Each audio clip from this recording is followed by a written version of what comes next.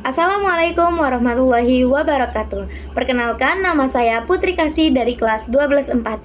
Di video kali ini saya akan membuat tugas bahasa Indonesia mengenai biografi. Jadi biografi yang saya ambil adalah Cut Nyak melalui e-book yang dimiliki oleh Departemen Pendidikan dan Kebudayaan Republik Indonesia, Jakarta 1996. Ditulis oleh Muhtarudin Ibrahim, penyunting Sutrisno Kutoyo dan Sri Sutijatiningsih, diterbitkan oleh Proyek Investasi dan Dokumentasi Sejarah Nasional Direktorat Sejarah dan Nilai Tradisional Direktorat Jenderal Kebudayaan. Jadi, biografi ini memiliki 4 bab. Yang pertama, wilayah 6 mukim tempat kelahiran Cut Nyak. Yang kedua, peranan wilayah 6 mukim dalam Perang Aceh. Yang ketiga, patah dan tumbuh perlawanan. Dan yang keempat, peranan terakhir Cut Nyak. Dari 4 bab yang telah saya sebutkan, saya akan menjelaskan secara singkat di setiap babnya.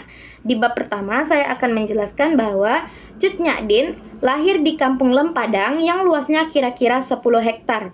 Kampung tersebut masuk ke wilayah 6 mukim dengan ibu kota Paukan Bada. Lampisang tempat Cut Nyak dan suami membangun rumah tangga setelah kembali dari pengungsian.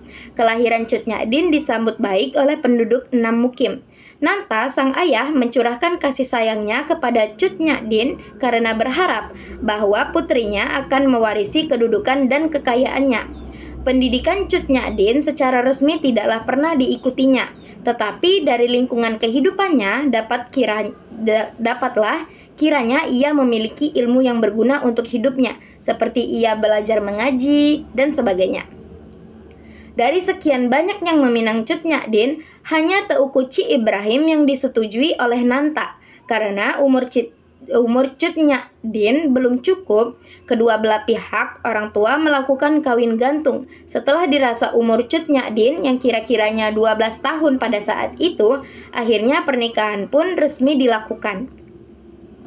Pada bab kedua, mengenai perang, yaitu Perang Aceh meletus pada tahun 1873. Teuku Ci Ibrahim, suami Cut Nyak terus berada di garis depan untuk memimpin pasukannya.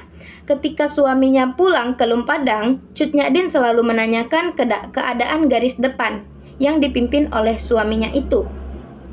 Dalam menghadapi serangan Belanda, rumah Cut Nyak di Lempadang dijadikan markas. Pada tanggal 28 Desember 1875, Cut Nyak dan anaknya diperintahkan Teuku Ci Ibrahim untuk mengungsi dengan menugaskan 70 rakyat untuk mengikutinya. Tiba-tiba dalam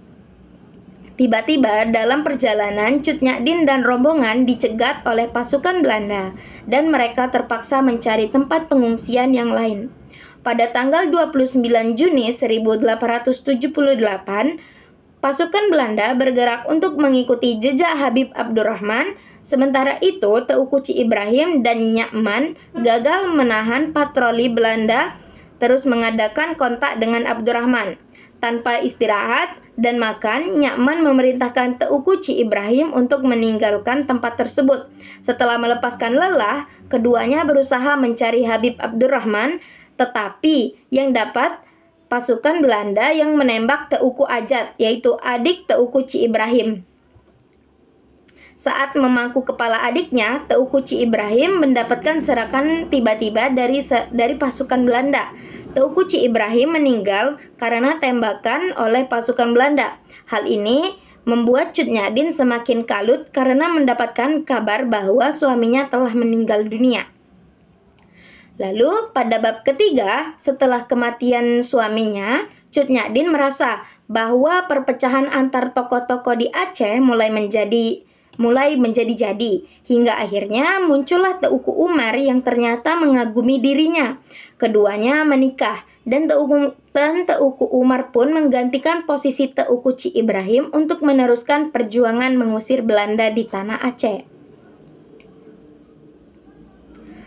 Lalu setelah Cut Nyak merasa jika kedudukannya semakin kuat, ia pun bersedia bahwa rumahnya siap untuk dijadikan markas kembali. Pada tanggal 14 Juni 1886, Teuku Umar mengadakan serangan terhadap Hok Kanton dengan menjual lada serta senjata. Lalu uangnya dibagikan kepada pejuang-pejuang Aceh. Pada tahun 1891, Teuku Ditiro meninggal karena keracunan dalam perjamuan makan di Seulamun.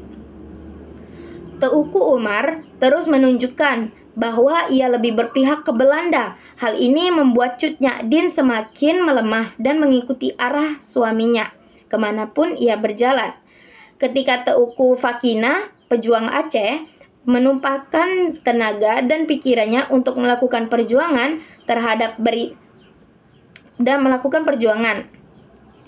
Terdapatlah berita bahwa Teuku Umar memihak Belanda yang tersebar luas membuat Cut Nyak semakin terpencil akibat ulah dari suaminya itu. Pada tanggal 11 Februari 1899, Teuku Umar tewas dalam peperangan yang dilakukan oleh tentara Belanda. Bab terakhir menceritakan bahwa setelah kematian Teuku Umar, Cut Nyak patut diberikan pujian karena ketabahannya dalam menerima cobaan yang berat. Dalam usaha mempertahankan diri dari kejaran Belanda, Cut Nyak menciptakan pasukan bergerak. Dalam kesempatan baik, Cut Nyak selalu menghibur pengikutnya dengan cerita yang membangkitkan semangat. Semangat perlawanan Cut Nyak tak pernah luntur. Tibalah malam hari, Cut Nyak bersama pasukannya tertangkap oleh Belanda. Setelah adanya cekcok dengan Van Vuren,